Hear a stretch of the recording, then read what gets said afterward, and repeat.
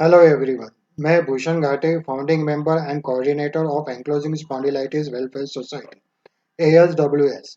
मैं खुद AS से 1988-89 से सफर कर रहा हूँ। AS is an inflammatory arthritis that can cause chronic pain in spine, sacroiliac joint and hip joint।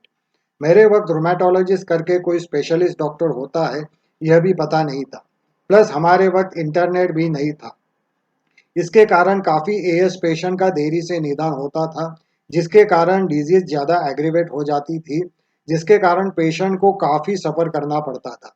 देरी से निदान के कारण कई बार इरिवर्सिबल डैमेजेस जैसे कि फ्यूजन भी हो जाता था।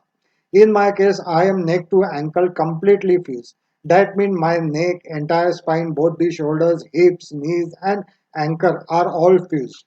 And I am like one straight bamboo. मैं या तो सिर्फ वॉकर लेकर खड़ा रह सकता हूँ, चल सकता हूँ या फिर सुपाइन पोजीशन में सीधा सो सकता हूँ। यह सिर्फ मेरी ही कहानी नहीं है।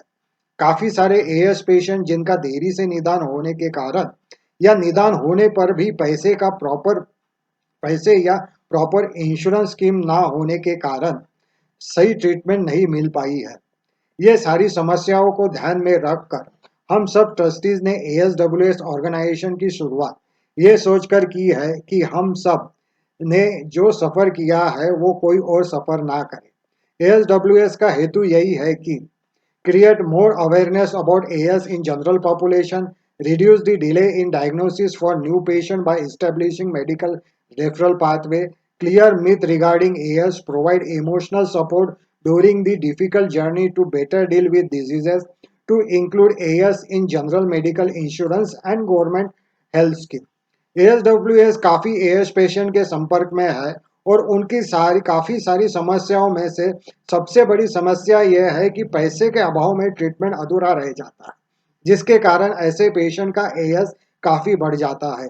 जहां प्रॉपर ट्रीटमेंट से पेशेंट का एएस कंट्रोल में आ सकता था, वही ऐसे पेशेंट का एएस के कारण इरिवर्सिबल डैमेज हो जाता है और कई पेशेंट को डॉक्टर द्वारा सर्जरी प्रिस्क्राइब की जाती है। जहां ट्रीटमेंट के लिए पेशेंट के पास पैसा नहीं होता है, वहां पेशेंट सर्जरी कैसे करवाए। अगर कोई मेडिकल इंश्योरेंस पॉलिसी निकाली हो तो वो भी पेशेंट के कोई काम नहीं आती है। हम ऐसे कई पेशेंट को जानते हैं जिनके पास मेडिकल इंश्योरेंस पॉलिसी होने के बाद भी उनको इंश्योरेंस कंपनी कवर नहीं देती है। अगर कोई as patient medical insurance policy भी निकालते वक्त एएस है ये डिस्क्लोज करते हैं तो इंश्योरेंस कंपनीज पॉलिसी देने से इनकार करते हैं। ऐसे में पेशेंट को लिख कर देना पड़ता है कि उनको एएस के अलावा बाकी सारी बीमारियों को कवर करने पर कोई आपत्ति नहीं है, नहीं तो उनकी पॉलिसी कंप्लीटली रिजेक्ट हो जाती है। कभी कभी इंश्योरेंस कंपनीज एएस को एक एक्सक्यूज की तरह इस्तेमाल करते हुए एएस से अनरिलेटेड हेल्थ इश्यूज को भी क्लेम देने से मना करते हैं। यहाँ पर मैं एक मुंबई के एएस पेशेंट हितेश सांघवी का एग्जाम्पल देना चाहूँगा। इनकी उम्र 50 के ऊपर है। एक दिन अचानक उनका पैर फ्रैक्चर हो गया जिसका एएस से कोई लेना देना नहीं था, पर क्योंकि उनको प्री एग्जिस्टिंग एएस होने के कारण उनके फ्रैक्चर की सर्जरी और ट्रीटमेंट को कवर देने से इंश्योरेंस कंपनी ने मना किया। वो अब एक लॉयर की हेल्प से अपना इंश्योरेंस का रीएम्बर्समेंट लेने की कोशिश में है।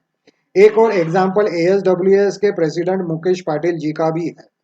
उनको पहले से ही हाथ अरेथमिया का इशू है और अब एएस की वजह से उनकी पीठ सामने झुकने के कारण उनके हार्ट का प्रॉब्लम और भी बढ़ गया है।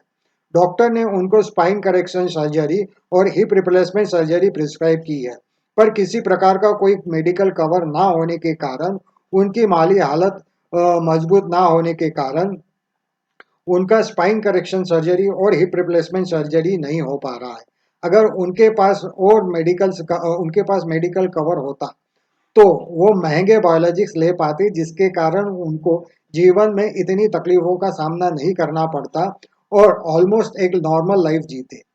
ये सिर्फ एएस पेशेंट की कहानी नहीं है, पर ऑलमोस्ट सभी रोमैटिक डिजीज से सफ़र करने वालों की है।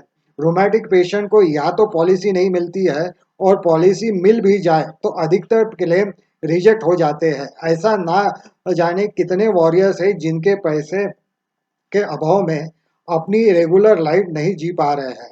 अगर इनको किसी भी प्रकार का मेडिकल कवर होता तो शायद आज कहानी कुछ और होती। आज इनकी बीमारी कंट्रोल में होती और सर उठाकर सोसाइटी में अपना कंट्रीब्यूशन दे पाते। इंश्योरेंस के मामले में हमें साइकोलॉजिकल इश्यूज के पेशेंट ग्रुप से काफ़ी सीखने की ज़रूरत है। उनके अथाह प्रयास के कारण नया मेंटल हेल्थ एक्ट 2017 लागू हुआ।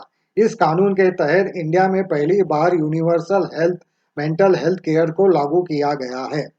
इसके बाद 27 सितंबर 2019 के insurance regulatory and development authority IRDA ईडा के guidelines on standardization of exclusion in health insurance contract के तहत chapter 2 exclusion not allowed in health insurance policy के सेक्शन 1E में treatment of mental illness, stress और psychological disorders and neurodegenerative disorder और section 1J internal congenital disease, genetic disease and disorder का प्रावधान किया गया है।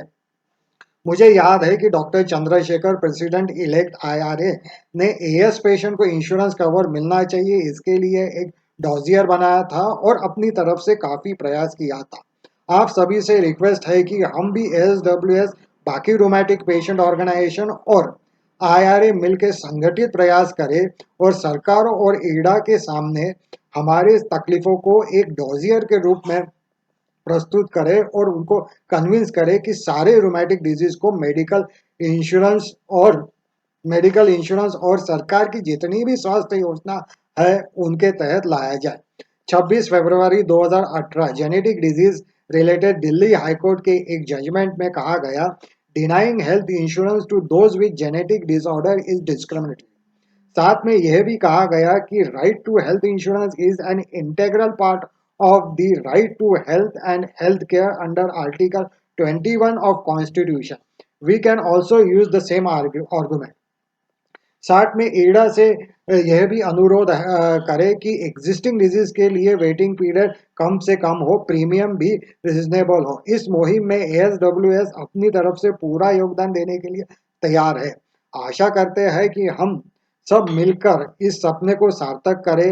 अंत में IRA और डॉक्टर धर्मानंद जो हमेशा पेशेंट लीडर्स को हेल्प करते हैं उनको धन्यवाद देना चाहूँगा कि उन्होंने ASWS को अपनी बात रखने का मौका दिया। भविष्य में भी हम IRA के साथ पेशेंट के लिए मिलकर काम करना चाहेंगे। धन्यवाद।